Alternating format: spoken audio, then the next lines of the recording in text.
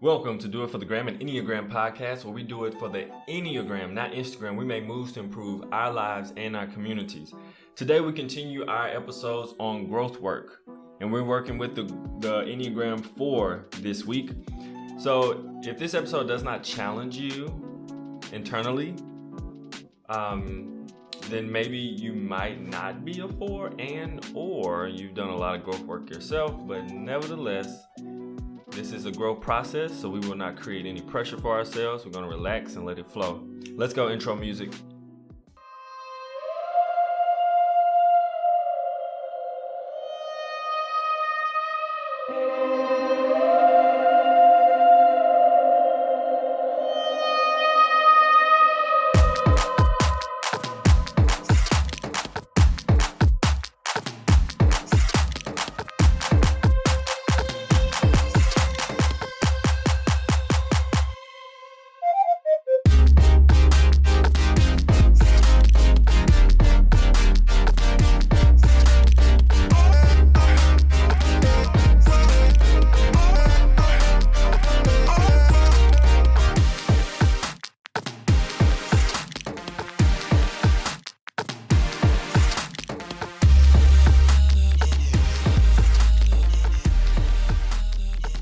Much of my info today is going to come from Ginger's book, The Art of Typing.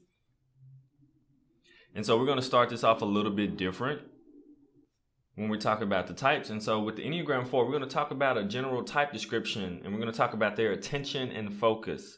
Their attention and focus usually lies on what's beautiful, unique, left out, disapproval, rejection, and abandonment. So it's really interesting what they notice. They can really notice not only the beauty in things, but more of the extreme beauty and the extreme disapproval or ability of something that's left out or a person that's left out. They can really see those when they enter a room, unlike many people can pick up on.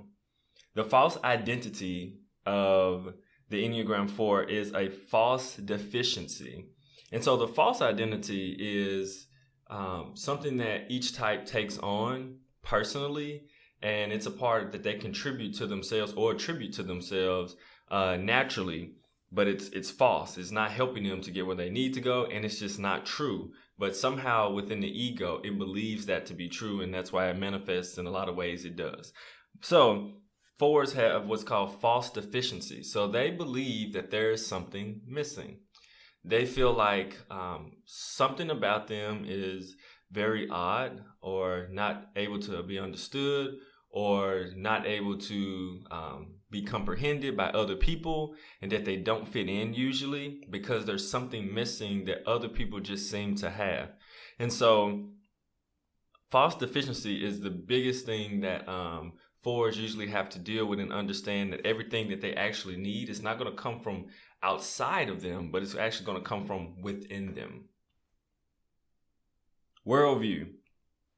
The worldview for the Enneagram 4 is there's a profound despair that comes from our lack of deep connection. I must reestablish this. And so 4s are generally looking for an extremely deep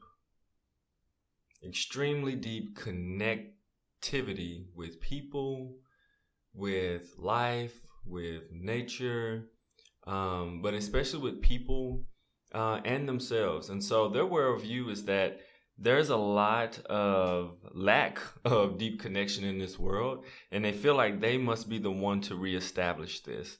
And so the upside to this is that they want to be super authentic, super transparent. I think transparent and authentic are really good words to describe what they really want. And I think the transparency more because they want like an honest vulnerability, not just to say what I believe to necessarily be true about this situation, like maybe an 8 would like to do. But theirs is they want to see the real, the raw, and the completely vulnerable, honest part of people, because for them, it feels like a deeper connection and it helps them to connect more with people because they see that other people also have wonderful things and flaws as well.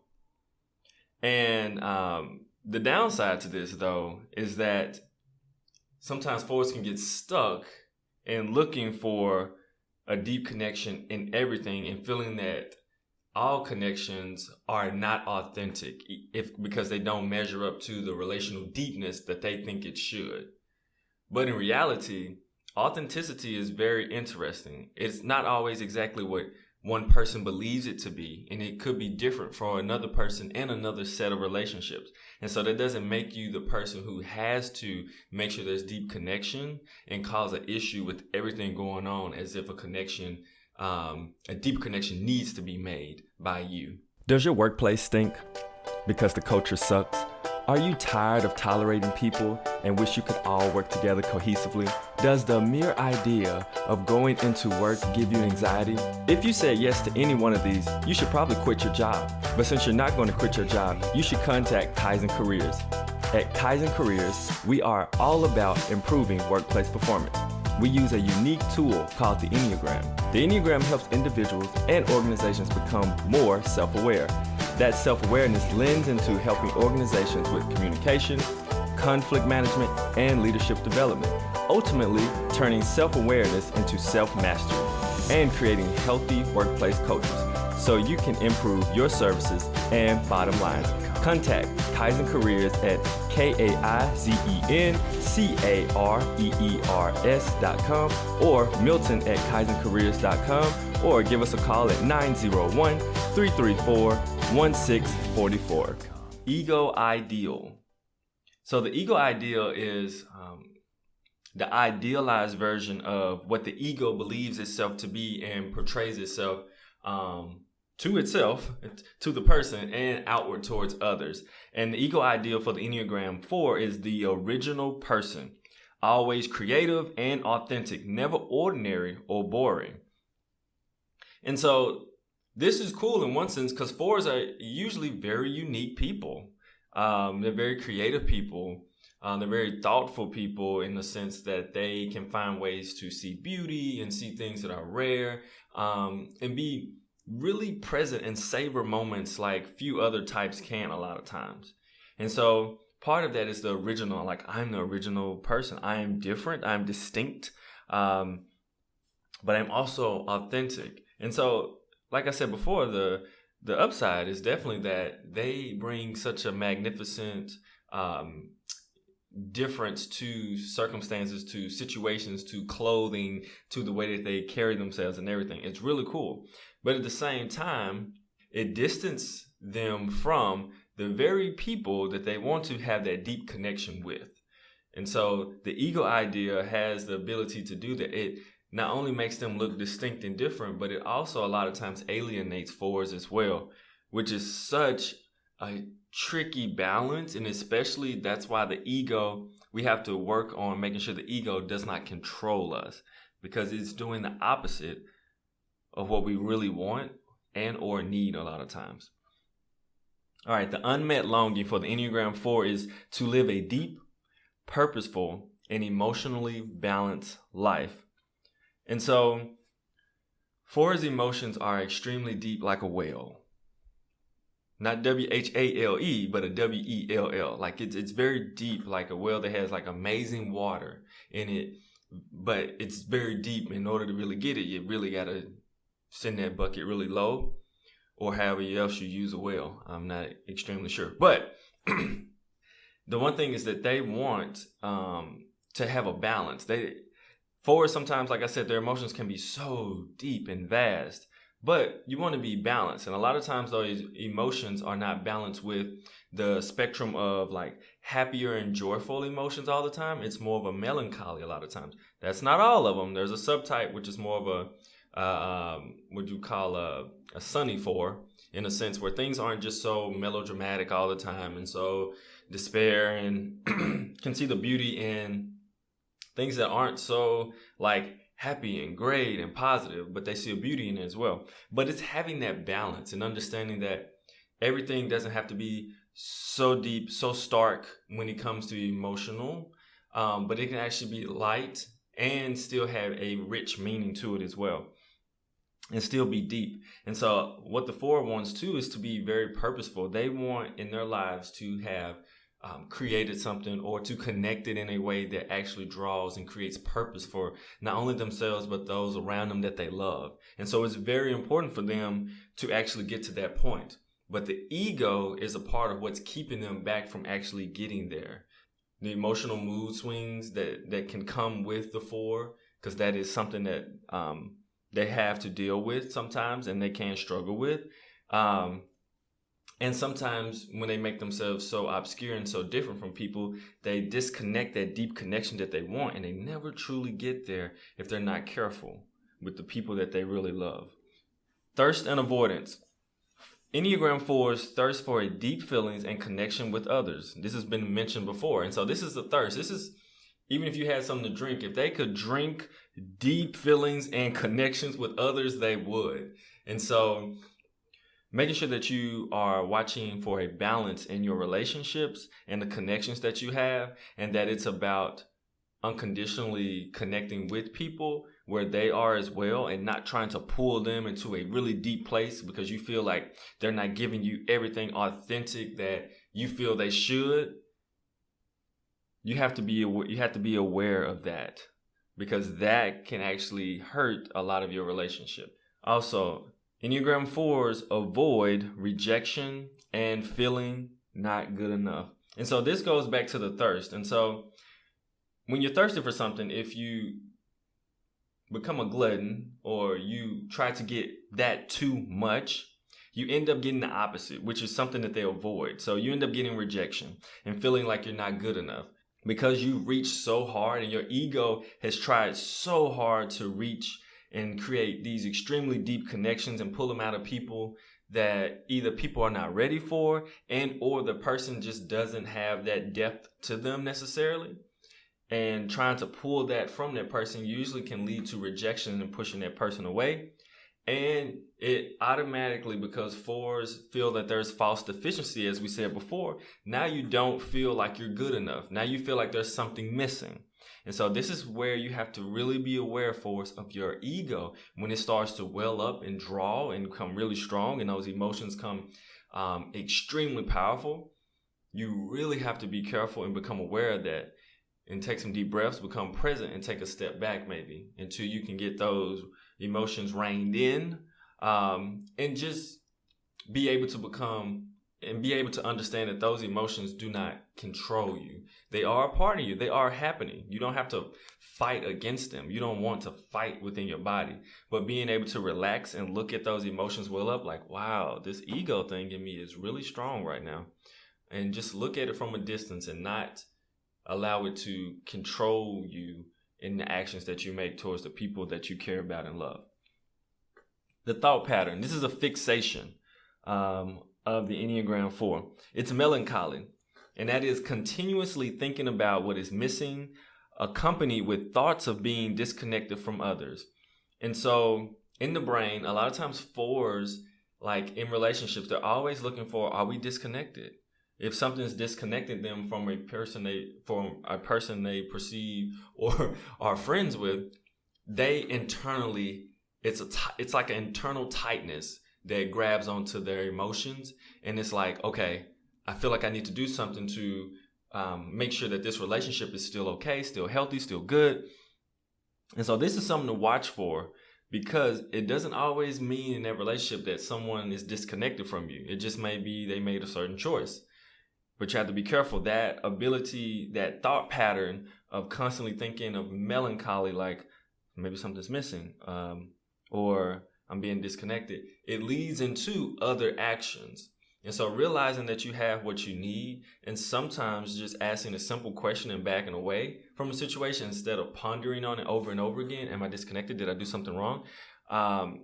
Could really help to kind of help settle that thought pattern.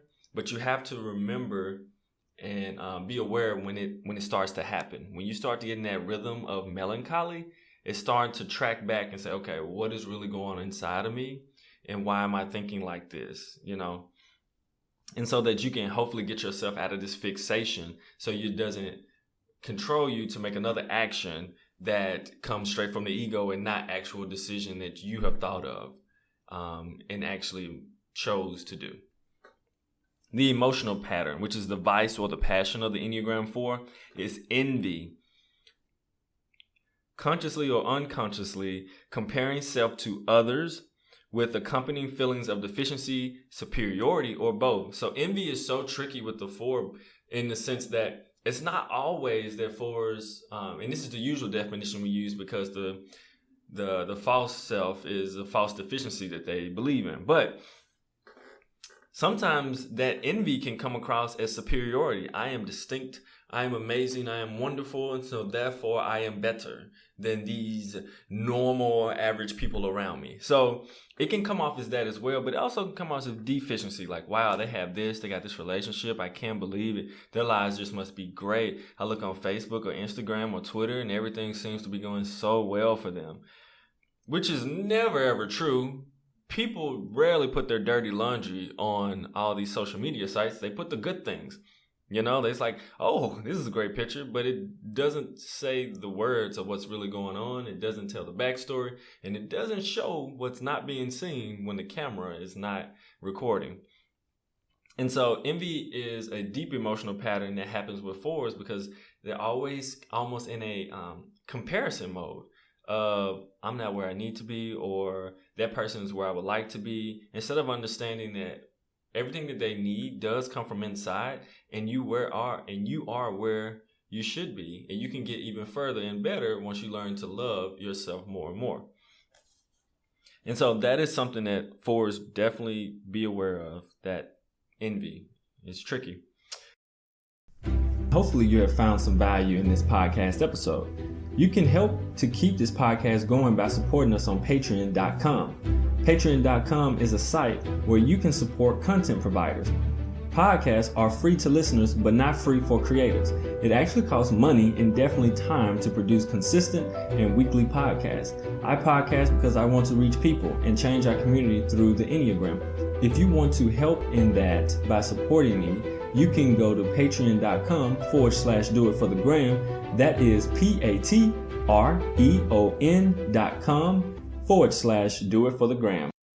All right, so the path to integration for the Enneagram 4. So this is going to be, how does the 4, the emotions, we all know the emotions of the 4 are very strong, they're very passionate, and they are kind of ever present with a 4. They can feel the emotions going on in different places, and they can see the relational tendencies or connections between people. They're really good at that, by the way. So one of the ideas for the path to integration to get the body and the head integrated into a 4 is allow your uniqueness to be the key to your connection. And what that means is that don't just move away from people and become distant and don't allow your ego to make you distant from people and pull you away, but allow it to connect you with people. Allow that beautiful creativity, that genuine nature of you to actually connect you with people. Bring all of that to groups of people and things you're interested in, and you will actually find a lot of that connection that you need. You'll be able to move into it, because 4s are, for the most part, doing repressed. And so it's they move away from situations when they don't feel comfortable, when something doesn't align right, when they can't get their way, or when they're trying to get their way sometimes and they can't do it in a natural way. They will withdraw or pull themselves away. But instead of allowing your ego to do that, actually push in and allow that uniqueness and that beautiful ability for you to want deep connection and see beauty in the world to connect you with people. And so that's going to be basically moving your creativity and sharing it with the world, finding people in groups that share those same things that you love and like, because they're out there. It's somebody for everybody, I'm telling you. And there's groups for everybody, but you do have to seek and find them. And so when you do, that's going to definitely bring some integration to your life, to where you're not only just a big ball of wonderful, beautiful feelings, but now you've integrated your body into doing things, and you integrated your mind, because now you're making connection with people.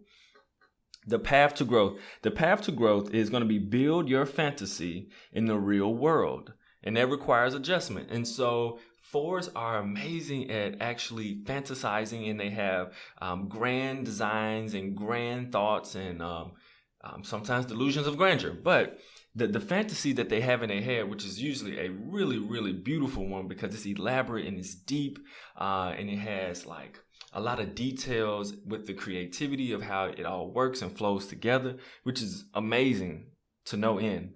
But make sure you build that in the real world, because when you build that in the real world, you're going to be able to grow because you're going to have to adjust things to the real world. There's going to be things that cannot fully connect to your fantasy, but in the real world, when you connect them, there's ability to get some of what you're looking for. Instead of it staying just in your head, now it's coming out. And once again, that's actually helping you grow because now it's moving you. It's moving you towards something that you really want deep down inside or in your brain. And it's moving you towards that in a real way and not just living inside of the fantasy inside of your head, but it's going to be making it a real thing in the real world.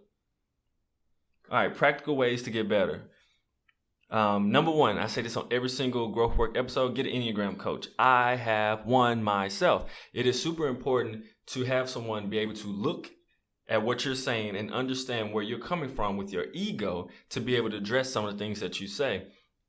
Also, yes, if you want a therapist and a counselor and everything, I do not disagree with them at all. But I would say definitely get an Enneagram coach because they are going to be able to see through when you're not being your best self or when you are given an answer that doesn't really help you because of your certain type. You know, some things are good for certain types and some things aren't when you're trying to grow or when you're even in counseling or coaching. But I would definitely say get an Enneagram coach because it will be pivotal for you to actually grow and become better. Next, I would say share your creativity with others. Find a way to connect your creativity outside of yourself. So, if you're able to, whatever you do that's creative, even if it's not, and when I say creative, I think a lot of times we think of art and nature and these beautiful things and paintings and creating these things. Sometimes the creativity, you could be a person who does coding, but the way that you do coding is different from everybody else. And so whatever that unique different thing is that you do, share that with other people because that's going to actually bring in that connection that you long for and that you love. And it's going to use not only utilize your talents and your gifts and your creativity and your ability to be different and unique and distinct, but it's also going to be able to give you the connection that you've been looking for. And so doing that, sharing your creativity with others is going to be very powerful as a practical way for 4s to become better and to grow. Another practical way, count your blessings. Gratitude journaling. So there's a scholar at my school that I work at, and he has he's had a lot of things happen to him at birth, which go from a stroke to not being able to use part of his body to all these different ailments and blood issues and everything. And I heard all these things before I ever met him, and I just like my heart was just like sank because I was like, at birth you had a heart attack and you had a stroke and you like have like different blood diseases and you can have seizures and everything just out of anywhere. And that just messed my heart up to know that, like, you know, a baby's going through something like that, you know, in this world. And so what really got me, though, was the fact that when I met him, he was like the most amazing child I've ever met. Extremely happy. It was like nothing, and nothing is like totally wrong or different has happened. And so that made me like feel so grateful of the things that I have that I take for granted. And I say that for the 4s because a lot of times with the false deficiency thought, when you actually start to count your blessings and the great things and be grateful for the amazing things that you have in your life, you will be surprised at just how much and how many great things and wonderful things that we have to be grateful for. And so making sure you keep a gratitude journal, this is huge for the Enneagram 4s. Super huge. Like, if you don't take nothing away from this whole episode, which I hope you did take more away, but gratitude journaling It is going to change your life if you don't do it as Enneagram 4. I promise you it will. All right, one question to ask yourself. What ordinary things, tasks did I get done today? And so for the Enneagram 4, one thing is sometimes difficult for 4s is to do regular stuff because they like to do everything a little bit different, a little bit odd, a little bit, weird, unique, different, distinct, whatever you want to say. But one of the things is it's really hard sometimes for 4s to do regular stuff like, oh my gosh, I got to clean this up. This is ridiculous. Or, oh my goodness, I got to pay these bills. I'm so tired of paying these bills. But it's just like the routine of doing something super normal. And so for the Enneagram 4, I would task you to ask yourself daily, what ordinary things, tasks did I get done today? Because you've got to focus on getting some of those done because sometimes they hinder you from getting to the magnificent, creative, amazing things that you want to create in this world. So you got to ask yourself that daily and try to do that. And also one tip for that is also, even if it's uniquely paying your bill or finding a cool creative way of cleaning like certain things in your house or whatever that is, that can actually help to accomplish some of those menial, ordinary, original, annoying tasks that we have to do all the time, unfortunately. All right, so that's all I have for this episode. Thank you so much for listening. Please rate, subscribe, and share. That is rate, which helps others find out about the show. Subscribe so you can get the latest and greatest episodes, and share if you feel this information benefits someone you know. I'm going to have some t-shirts come out, and these t-shirts are going to have Do It For The Gram podcast on the front, and on the back, it's going to say this t-shirt supports educational equity for children, and based off a group called Stand For Children, which I am an advocate for, I'm a volunteer for. And with that organization, I'll put in another episode, so this one is not too long. But what the organization does is help to actually create the change for schools that is needed in different places. So it's a national company, but I volunteer with the one in Memphis.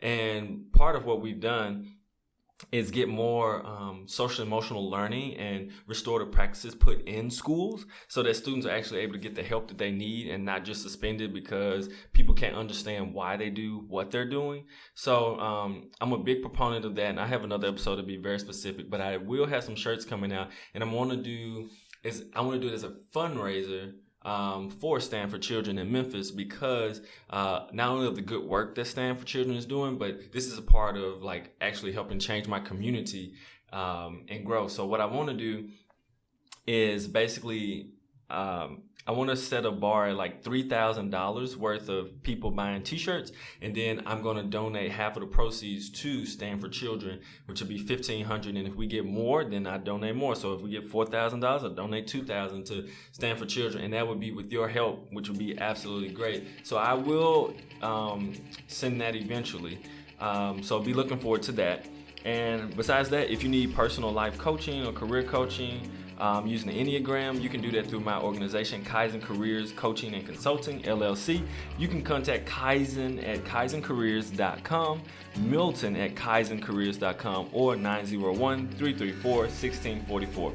And also, if you'd like to be a patron supporter, like Skylar Johnson, you can go to patreon.com/Do It For The Gram podcast. The patron community has more access to exclusive content, merchandise, and input on the podcast.